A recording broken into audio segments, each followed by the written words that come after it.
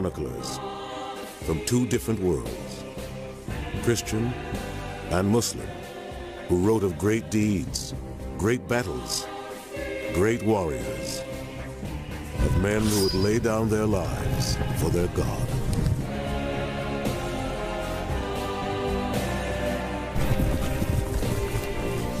This was the collision of two great faiths, the clash between the crescent and the cross. This was the Crusades.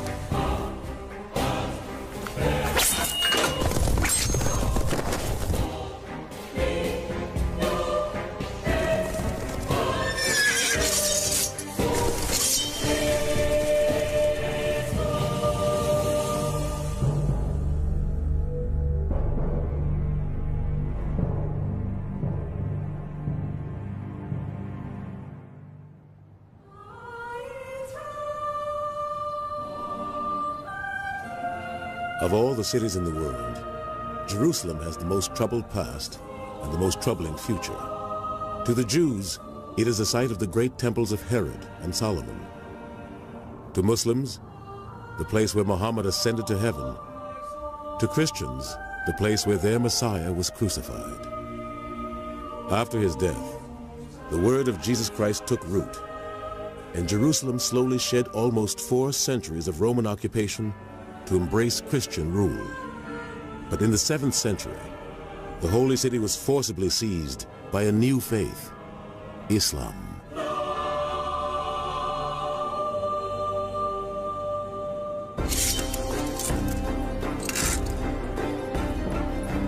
Now, 400 years later, the Christians wanted Jerusalem back. Across Europe, some 60,000 warriors were gathering, readying themselves for battle. One of the leaders was veteran warlord Duke Godfrey of Bouillon. He would head up his own army on what would become a 3-year crusade across 3,000 miles to reclaim Jerusalem in the name of God. Godfrey was more than just an acclaimed fighter. A generous benefactor of the Catholic Church, he was also an immensely pious man. As far as I'm concerned, there's one key thing that's driving people to take up the cross, and that is that they actually believe that this crusade is a spiritual war and that it's going to purify their souls of sin. And yes, I'm sure they've got other agendas, they've got other things they're looking for at the same time, but if there's one thing that's at the core and that it's across the largest range of people, it's spirituality, it's religion that's driving this. The Franks, which was the catch-all word for everyone who participated in the Crusades, were regarded for many centuries until this day as barbarians who came to destroy the peak of Islamic civilization. And this is a very strong thing which goes down right to this day. So the word crusade is electric, and people know it. They know what happened in that world. There was good reason why men would risk everything to journey to a distant land from which they might never return. Blighted by famine and racked by petty wars, their European homeland was a cursed place. They craved a better life in this world and the next. I think if you were to take a time machine back to the late 11th century, the first thing that would probably strike you is what a violent society it was. We're at a time when sort of central government's not very well organised, the great monarchies of France and Spain haven't developed. It's petty lordships, local castellans, they raid, they fight, they scrap one another. It's a time of endemic lawlessness. One of the most learned men in Christendom painted a disturbing portrait of this chaotic world. A senior archbishop and a consort of kings, William of Tyre wrote the history of the Crusades as he saw it. In nearly all the circle of the earth, belief had failed. The fear of the Lord no longer prevailed among men. Justice had perished from the world. Violence held sway among the nations. Fraud, treachery, and chicanery overshadowed all things. All virtue had departed, and ceased to exist as useless. Evil reigned in its stead.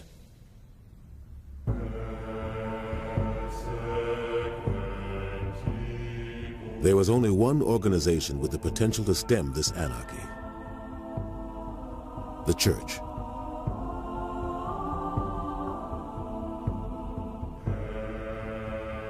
The Catholic faith dominated 11th century Western Europe.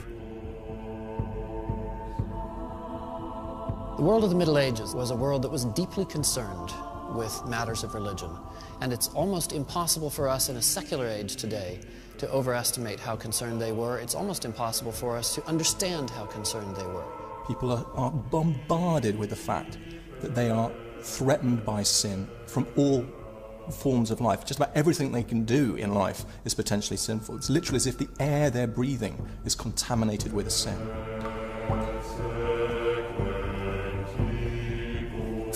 The Church could absolve a man of his sins, but it lacked the political muscle to wash away the ills of an entire society.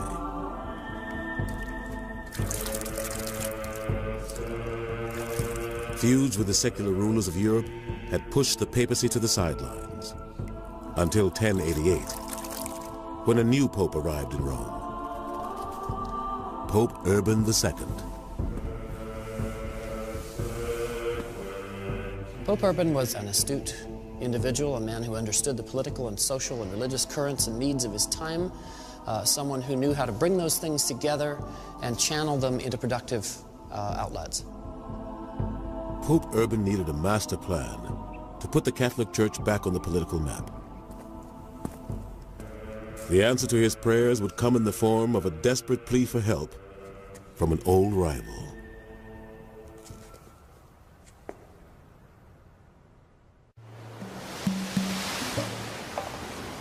In 1095, a desperate call for help was dispatched to the head of the Catholic Church, Pope Urban II. Sent from the imperial court of Constantinople, it came from his Eastern Christian rival, the political master of the Greek Orthodox Church, the Byzantine Emperor Alexius I. The power of Alexius's empire was slipping. The influence of his Orthodox Church had once stretched as far as the Holy Land of the Middle East. Islam was now the dominant force in the region. The Seljuk Turks were recent converts to Islam. They had emerged from the steppes of Central Asia and swept down into the Middle East in search of land. Fearsome warriors. Their armies numbered tens of thousands. They seized control of the Muslim territories of Persia, Syria, and Palestine, and finally captured the holy city of Jerusalem. Then they turned their gaze north and stormed their way to the doorstep of the great Byzantine capital, Constantinople. The status quo, the existing power politics, the power balance of the region was changed. The Byzantines had lost a great area of taxation, of recruitment for troops. They'd lost a lot of prestige as well. By 1095, the Emperor Alexius was desperate to strike back. But he couldn't do it alone. He appealed to the Pope, in the spirit of Christian brotherhood, to send an elite force of knights to help him keep the Turks at bay.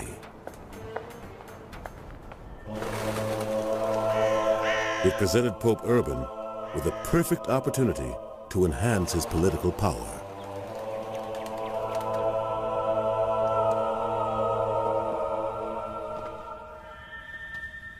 You've got to understand that the popes of that period were politicians. Much more so than they are now. Even now, the current pope intervenes in politics all the time. But at that time, the popes were big players, scheming, manipulating, intriguing, politicking. They were basically the politicians of the church. Pope Urban was set to hijack the misfortune of the Byzantine Empire. He would launch his own holy war against Islam. A crusade that would strengthen his papacy and put Rome back at the center of the world political stage. The idea of the crusade satisfies a number of particular agendas for the Pope. It allows him to increase his authority over the knighthood of Western Europe at the expense of other secular rulers. It directs the violent knights away from their practices of brutalizing the church in the West. It also rolls back the infidel. It begins to allow the Christians to reclaim the holy places. In November 1095, the Pope performed a spellbinding open-air sermon outside the town of Clermont in France. It was a rallying call to princes, knights, clerics, and the common man to wage a war under the banner of the Catholic Church. Urban must have been a remarkably charismatic and effective speaker. Being at his speech must have been like being at some kind of mass rally, a Billy Graham crusade, a pop concert, something like elements of all of those things together. There were thousands and thousands of people there. His sermon was a cunningly crafted piece of religious spin, spiced with exaggerated tales of Muslim atrocities against Christian pilgrims living in the Holy Land. It demonized the Turks and presented the crusade as the apocalyptic war of two faiths.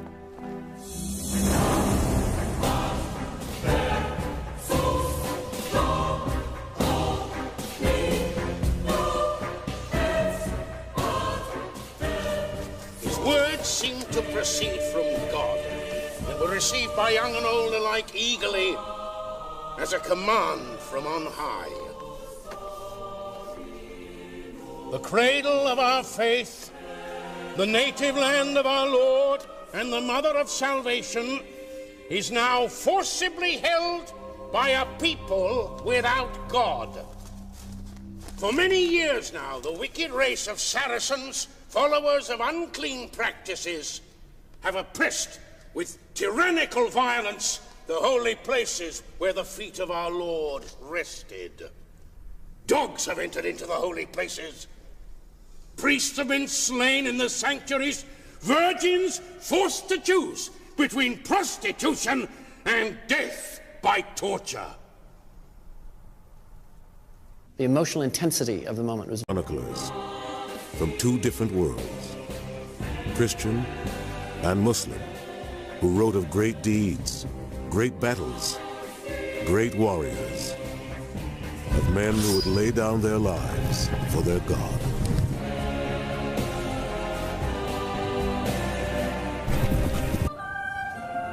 Of all the cities in the world, Jerusalem has the most troubled past and the most troubling future. To the Jews, it is the site of the great temples of Herod and Solomon. To Muslims, the place where Muhammad ascended to heaven. To Christians, the place where their Messiah was crucified. After his death, the word of Jesus Christ took root, and Jerusalem slowly shed almost 4 centuries of Roman occupation to embrace Christian rule. But in the 7th century, the holy city was forcibly seized by a new faith, Islam. This was the collision of two great faiths, the clash between the crescent and the cross. This was the Crusades.